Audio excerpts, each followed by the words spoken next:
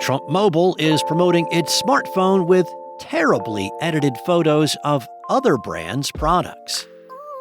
Nonprofit search engine Ecosia offered $0 for control of Chrome, but it's not quite as ridiculous as it sounds. And Tesla is being investigated over inaccurate autopilot and FSD crash reports. It's Friday, August 22nd, and here is a quick look at tech in the news this morning from Engadget. Well, since it was announced in June, Trump Mobile has committed to an increasingly surreal smoke and mirrors approach to its promised T1 smartphone. Despite the initial claims that the phone would be made in the U.S., it seemed highly unlikely from the start that that was accurate. The Made in USA claims were quietly removed from the Trump Mobile website at a later date. Apple insiders spotted the latest bizarre wrinkle to the story, which is that the actual phone still does not exist. The publication noticed that promotional images for the T1 all show different smartphones that appear to be tweaked in a photo editor to look gold. While the website shows a badly edited image of what appears to be a Revel 7 Pro 5G phone, an Instagram ad seems to depict an iPhone 16 Pro Max, again with the company's branding overlaid. A third confusing image edit was posted on X earlier this week. Now that photo shows a Samsung Galaxy S25 Ultra equipped with a case made by Spigen. The South Korean accessory company's logo can be seen behind the render of an American flag in that image. Now, Spigen's response to that post was, "Bro, what?"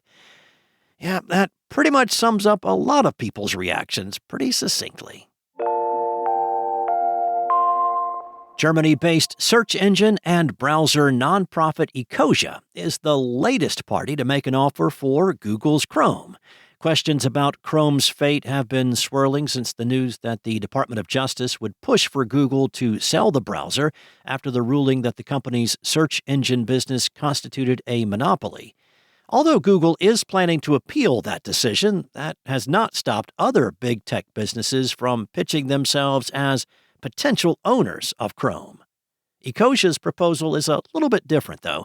Rather than selling off the valuable browser for an upfront windfall, this plan would see Google transforming Chrome into a foundation. Ecosia would assume operational responsibility for the browser for 10 years, but Google would retain the ownership and intellectual property rights. Under the arrangement, Ecosia would devote about 60% of Chrome's profits toward climate and environmental projects.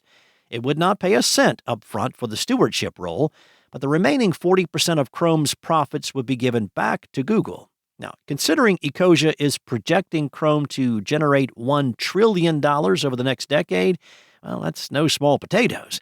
On the surface, this idea is pretty far out.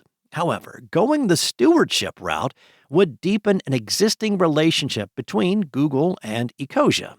Google already powers the environmentally focused Benefit Corporation's search engine, and the two parties have an established revenue-sharing agreement. Putting Chrome in the hands of a nonprofit rather than a for-profit rival may actually be a positive for Google, both financially and in public opinion. The National Highway Traffic Safety Administration just announced an investigation into Tesla regarding its autopilot and full self-driving systems. That's according to a report by Electrek. The road safety regulator says the probe involves inconsistencies with how the company reports crashes regarding the aforementioned systems. The NHTSA requires automakers to report crashes involving autonomous and driver assistance systems within 5 days of being notified of them. The agency claims that Tesla has sometimes waited months to report those crashes. Now, it's worth remembering that the company's vehicles are outfitted with technology that automatically records and sends out data regarding a collision within minutes of an accident. Tesla has acknowledged the issue, but says this is all due to an error in its systems, which has since been fixed. However, the agency will continue the investigation, citing that it will assess whether any reports of prior incidents remain outstanding and whether the reports that were submitted include all of the required and available data.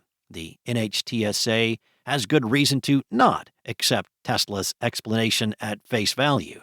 It currently has other open investigations into the company. There is one involving its remote parking feature that has allegedly caused a number of crashes, and another looking into the efficacy of a recent software fix that followed a massive recall. Tesla also recently lost a wrongful death case involving an autopilot crash in which it was revealed in testimony that the company lied and misled police and plaintiffs to hide pertinent data. The company leads other auto manufacturers by a country mile when it comes to crashes involving driver assistance systems. Tesla vehicles were involved in the vast majority of total incidents reported to the NHTSA from 2021 to 2024. That translates to over 2,300 crashes, compared to 55 for second place General Motors. Thanks for listening. There's more to these stories and more tech news at Engadget.com. This episode featured journalism from Anna Waschenko and Lawrence Bong and was voiced and produced from the boutique sound studios of Spoken Layer by me, Steve White.